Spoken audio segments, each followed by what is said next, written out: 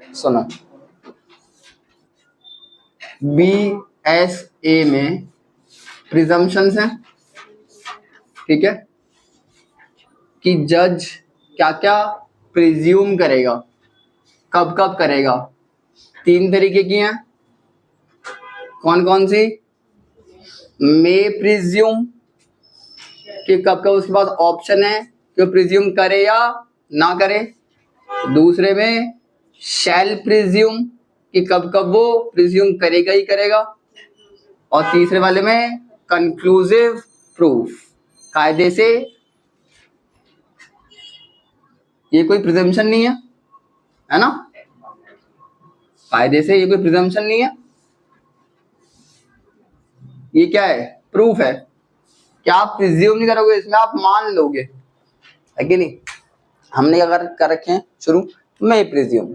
कौन कौन से सेक्शन है मे प्रिज्यूम के? सेक्शन 88, सेक्शन 89, सेक्शन 90, 92, 93, 117 और आप कौन सा कर रहे हैं? 119, सेक्शन 119।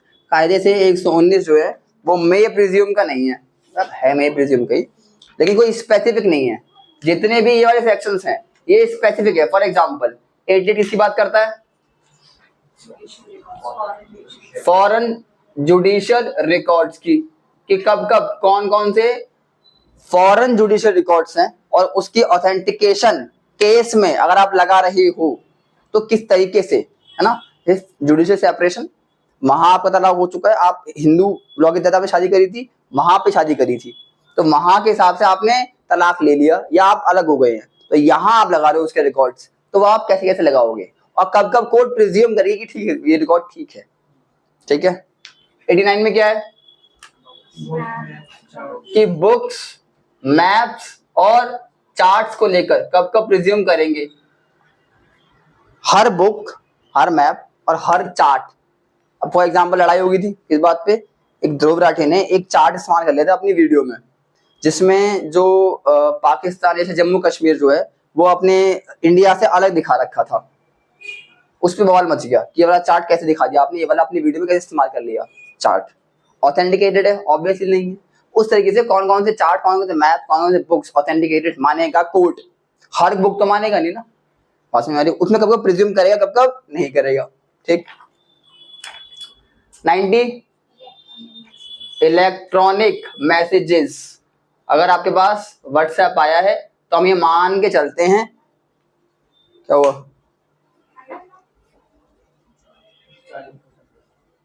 क्या एंगल का फर्क है, कुछ नहीं है, यहाँ से एंगल का फर्क हो रहा है बस, है ना। ये अब देखो, ये अब देखो, ठीक है।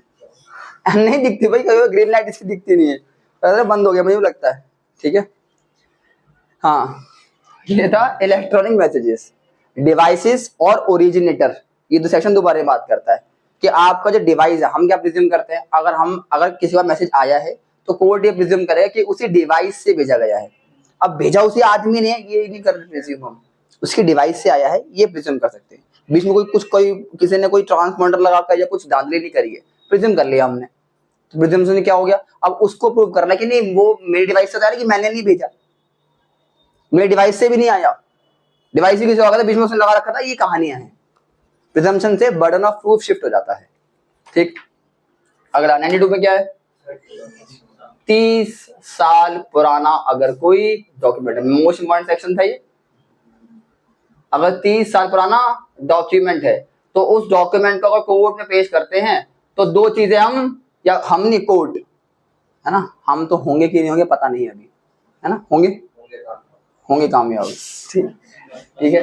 तो 30 साल बाद जज जो है वो प्रिज्यूम कर सकता है, जज या मजिस्ट्रेट कोई भी, सिविल और क्रिमिनल दोनों में अप्लाई होता है ये, वो प्रिज्यूम कर सकता है कि डॉक्यूमेंट में दो चीजें सही हैं। प्रिज्यूम कर लिए मैंने, क्या क्या, उसकी साइन और उसके हैंड राइटिंग। मैंने 30 साल पुरानी वसीयत लगा दी, कुछ कंडीशंस है इस सेक्शन में मानने की, वो पूरी कर ली तो हम प्रिज्यूम कर लेंगे। ये प्रिज्यूम दो चीजों पे है, साइन और हैंड राइटिंग पे, कंटेंट पे नहीं है, बाकी कई चीजें हैं। बात समझ में आ गई। ये चीज यूपी में कितनी है, 20 साल कि 20 का प्रोनाउन ये प्रिजम्पशन तब भी ले लेंगे। स्टेट अमेंडमेंट थी इसमें। 93 में क्या है, यही जो 30 साल वाली प्रिजम्पशन है इलेक्ट्रॉनिक मैसेजेस में, अगर 5 साल है, 5 साल में है तो हम मान लेंगे कि जो आपने इस पे डिजिटल सिग्नेचर लगाए हैं वो डिजिटल सिग्नेचर आप ही के हैं। हैंडराइटिंग तो होगी ना इसमें, बात समझ में आ रही है। ईमेल आया मेरे पास, 5 साल पुराना ईमेल है, बस में तो मान लेंगे कि यहाँ पे ठीक है ये साइन आपके ही है। ठीक। 117 में क्या था, अबेटमेंट ऑफ सुसाइड। ठीक है, कब कब, क्रुएल्टी के टाइम में क्या नहीं है। ठीक है, तो प्रिज्यूम करके चलेंगे हम, कितने साल थे, 7 साल के अंदर अगर कुछ सुसाइड कर रहा है और वो ये कह रहा है या रही है, कह रही है कि मेरे सुसाइड का कारण है ना, सुसाइड का कारण मेरे घर वाले हैं या जो भी है ना, तो उस पे बर्डन ऑफ प्रूफ नहीं है। बर्डन ऑफ प्रूफ ऑलरेडी मानेंगे उस सामने वाले पे है। बात समझ में आ रही है कि हमने तो प्रिज्यूम कर लिया जी हाँ विसासा के अंदर है, हाँ सासा के अंदर है। आप पे बर्डन ऑफ प्रूफ किस पे, आदमी पर, हस्बैंड पर और उसके रिलेटिव पर। उसके दोस्त यार तो नहीं है, उन पे प्रिजम्पशन लग गई, अब उन्हें प्रूव करना है। बात समझ में आ गई। यही प्रिजम्पशन अगर रेप का मैटर है, डाउरी का है, तो सेल्फ प्रिज्यूम में आ जाएगा 118 और 119 के कोर्ट को प्रिज्यूम करना ही पड़ेगा, ऑप्शन नहीं है। अब 120, 118, 120, हाँ 119 दूसरा है, 118 120 उसमें सेल्फ प्रिज्यूम में आ जाएंगे। जब सेल्फ प्रिज्यूम पढ़ेंगे तब पढ़ेंगे। बात समझ में आ रही है। 119 क्या है कि कोर्ट जो है वो मे प्रिज्यूम क्या, सर्टेन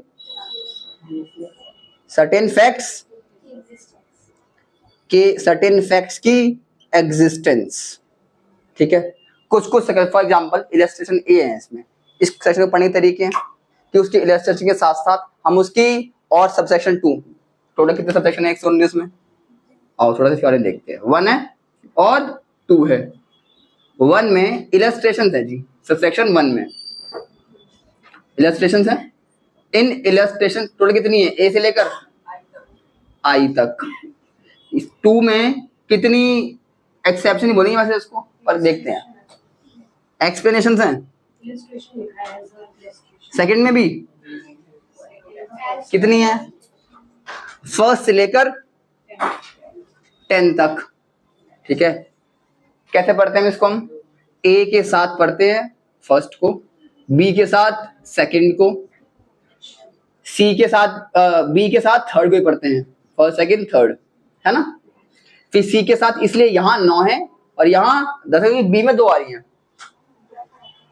बात समझ में आ रही है, इसलिए यहाँ 9 है, ए से लेकर आई तक, A B C D E F G H I 9 है।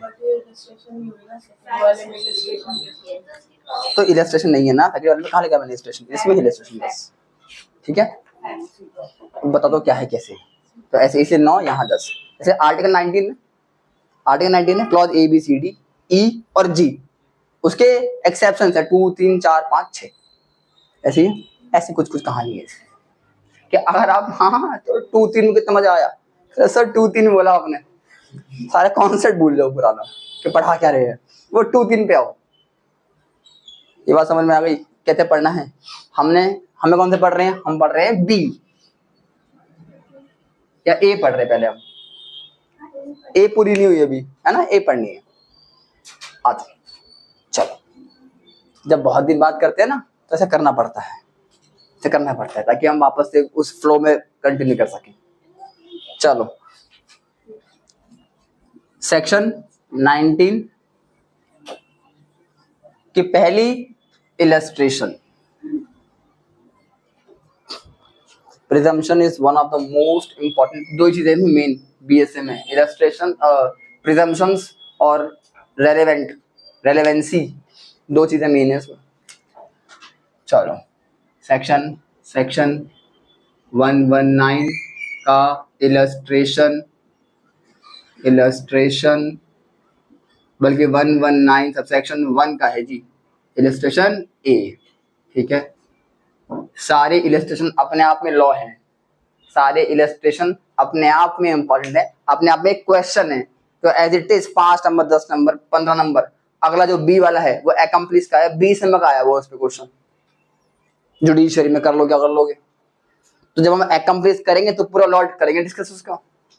बात समझ में आ रही है। अभी ए पे आओ। ए बात कर रहा तुम्हारा मेनली स्टोलन प्रॉपर्टी का, है ना, चोरी का माल, है ना। है किया किसी के पास तो हंस क्यों नहीं तू देख के। अच्छा यार वो मेरे को देख के क्या पता देख के हंस गया। खा खा खा खा यार है क्या। इलस्ट्रेशन ए पढ़ो। इलस्ट्रेशन स्टोर प्रॉपर्टी सेक्शन बताओ पहले। 316 है किसका, BNS का, ठीक है, BNS का। कर लो कर लो कर लो कर लो कर लो, लो मैं और देख लूं क्या है। मुझे खुद और डाउट करवा दिया, कोरस में एक बात कह रहे हो। ये कुछ नया है।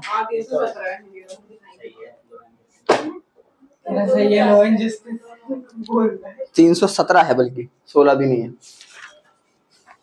15 में क्या है, dishonest misappropriation of property. लो जी गलत सेक्शन बताते हुए शर्म नहीं आती। मैं तो गलत हूँ, तुम तो और भी गलत हो। मेरी बात से कुछ ना आ रहा हूँ। 317 में स्टोन प्रॉपर्टी। हम BNS क्यों लगा रहे हैं यहाँ पे, क्यों लगा रहे हैं। 2 क्लॉज 2 क्या बोलता है, किसका, BSA का। 2 क्लॉज 2 क्या बोलता है, जो इसमें नहीं है वर्ड्स वो हम BNS और आएंगे। 2 क्लॉज 2 BSA की बात करता है।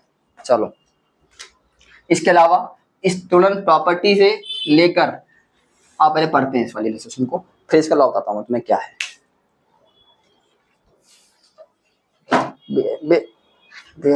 अच्छा मेरे पास है, सुनो। A man who is in possession, है ना, क्या वर्ड आ गया, पोजेशन, पोजेशन, और of stolen goods soon after, है ना, soon after the theft is either the thief or has received the goods knowing them to be stolen, है ना। जिसके पास चोरी का माल बरामद हुआ, तो हम ये मान के चलेंगे क्या, तो और चोरी का माल सून आफ्टर तुरंत बरामद हुआ। गाड़ी चोरी हो गई जी, नाके पकड़ ली, तुरंत चोरी का माल सेक्शन लग जाएगा क्योंकि सून आफ्टर लग गया। गाड़ी चोरी हुई थी 4 साल पहले, कोई प्रिजम्पशन नहीं, सून आफ्टर नहीं है। बात समझ में आ रही है।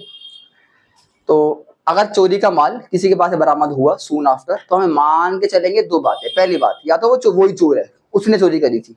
दूसरी बात क्या, उसे पता है कि चोरी का माल है, चोरी का माल रखना भी अपराध है। उसने नॉलेज, क्योंकि कोई बंदा बिना जांच पड़ताल के कोई माल नहीं खरीदता, अपने पास रखता नहीं है। बात समझ में आ रही है। Unless I get it, he has received the goods knowing them to be stolen unless he cannot account for his possession. Bar bar possession आ रहा है ना। क्या लॉ है possession का, 3 बातें बोलो, कौन कौन सी। एक्सक्लूसिव possession यही है। अच्छा जब पढ़ेंगे सेक्शन 317 BNS का, तब सारा लॉ पढ़ेंगे स्टोलन प्रॉपर्टी का कायदे से। अभी रेफरेंस के लिए पढ़ रहे हैं बस, ठीक है। एक्सक्लूसिव पोजेशन मतलब एक्सक्लूसिव पोजेशन होना चाहिए। मेरे पास माल मिला, मेरी गोदाम में या मेरी दुकान में मिला, ठीक है, दुकान मेरी थी, मिस्टर ए के गोदाम पे, मेरे दोस्त के गोदाम पे मिला, मैं बैठा हुआ था गल्ले पे, उस वक्त बैठा हुआ था, तो मुझे पकड़ लोगे, नहीं पकड़ सकते। एक्सक्लूसिव पोजेशन मेरा नहीं है, उसका है, उसके यहाँ मिला तो उसको पकड़ो। एक ऐसा हॉल था जहां सारे हॉस्टल वाले साथ में सोते थे, वहां कोई सामान पड़ा हुआ मिला तो कह लेंगे कि भाई मेरा हो गया। बहुत लोग सोते हैं मतलब किसी का भी हो सकता है, एक्सक्लूसिव पोजेशन नहीं था मेरा। बात समझ में आ गई। अगला क्या है, रीसेंट, बात कर चुके इसके बारे में। रीसेंट पोजेशन, वही सून आफ्टर वाली बात। तीसरा अनएक्सप्लेन्ड, छापा पड़ गया, छापा पड़ गया नेता के जी के यहाँ। नेता जी कह रहे कि जी वो तो डोनेशन आई थी मेरे पास। कितनी आई थी, कह रहा 8.5 करोड़ की। कह रहा बहुत सही है, आपकी डोनेशन बहुत सही आ रही है, लाओ इसकी बिल दिखा दो, हम मान लेंगे। आप वो जिसने दी है उसको बुला लो, या अगर कुछ है तो वह उसकी खुद सामने आती है। अगर वो चीज अनएक्सप्लेन्ड है, उसकी पोजीशन अनएक्सप्लेन्ड है, वही वाली बात कि एक रिक्शा वाले के हाथ में रोलेक्स की वॉच, और वो चोरी की वॉच, मान लिया वो चोरी किसी के यहाँ चोरी हो गई थी, वो उसके अब मिली। अनएक्सप्लेन्ड है, कहता तेरे हाथ में रोलेक्स की वॉच, हाँ तेरा रोलेक्स का रिक्शा होता समझ में आता है ना, रोलेक्स की वॉच समझ में नहीं आ रही, रोलेक्स के रिक्शे है ना। बात समझ में आ रही। उसे क्या करना चाहिए था, अपना टायर है वो बांधना चाहिए था, उसके बिजनेस का काम है ना, वो प्रमोट मिलता है उसके बिजनेस को, है कि नहीं। तो अनएक्सप्लेन्ड है, अनएक्सप्लेन्ड से पास कर क्या रहा है सब चीजें, बात समझ में आ रही। अब उसने एक्सप्लेन कर दिया, बिल दिखा दिए, तो मैंने मर्सिडीज खरीदी है, मार्केट प्राइस सेकंड हैंड ली है, मार्केट प्राइस कितना है 20 लाख का, मुझे कितने की मैं बिल पड़ा है, कितने की पड़ी 19 लाख की का, ठीक है एक्सप्लेन्ड है। मैंने खरीदी है 1.5 लाख में, 2 लाख में, अनएक्सप्लेन्ड, रसीद होने के बावजूद भी। बात समझ में आ रही है। चीजें अगर थोड़ी सस्पिशियस लग रही है तो प्रिजम्पशन क्या करेंगे कि आप या तो चोर है या आपके पता है कि चोरी का माल है, तो आप पकड़े तो जाएंगे। बात समझ में आई। साक्ष्य अधिनियम किस तरह अप्लाई हो रहा है, सब्सटेंटिव लॉ पे, ठीक। इसके साथ साथ ये तो हो गया इसका लॉ। अब इसके साथ क्या पढ़ते हैं हम, 119 सबसेक्शन 2 का फर्स्ट, है ना, वही पढ़ते हैं। चलो अब ये पढ़ते हैं, सुनो। इलस्ट्रेशन और एज टू, अच्छा उससे पहले सबसेक्शन 2 पढ़ो, सबसेक्शन 2 पढ़ो क्या कहता है। The court shall have regard, किस चीज का रिगार्ड, कोर्ट किस चीज का रिगार्ड करेगा, to such facts as following, ठीक है, in considering whether such maxim, maxim किसे कह रहा है वो, प्रिजम्पशंस, जो प्रिजम्पशन, सच मैक्सिम मतलब आप जो मे प्रिज्यूम कर रहे हो वो मैक्सिम की बात कर रहे हैं। वेदर सच मैक्सिम डू और do not apply to the particular case before it, कि आप इलस्ट्रेशन ए की प्रिजम्पशन लेने से पहले आप ये इन फैक्ट्स को कंसीडर कर लो, ठीक है। और पहला बता रहा है वो इस वाले में कि जब आप इलस्ट्रेशन ए वाली प्रिजम्पशन लो तो पहले ये बात ध्यान रख लो, समझ में आ गई बात, रिगार्ड कर लो इस फैक्ट का। क्या कह रहा है, वो कह रहा है a shopkeeper has in his bill, BILL bill है ना, in his bill a marked rupee soon after it was stolen. इसको मैं थोड़ा फ्रेजेस के रूप में देखता हूं, क्लियरली नहीं बताया इसमें, ठीक है, कैसे बताता हूं। A shopkeeper has in his bill a marked rupees soon after it was stolen and cannot account for its possession specifically, but it continuously receiving। तो कुछ बातें आ गई। पहली अकाउंटेबिलिटी, अकाउंटेबिलिटी, ठीक है, और दूसरा कॉन्टिन्यूस रिसीविंग, यही है कॉन्टिन्यूस रिसीविंग।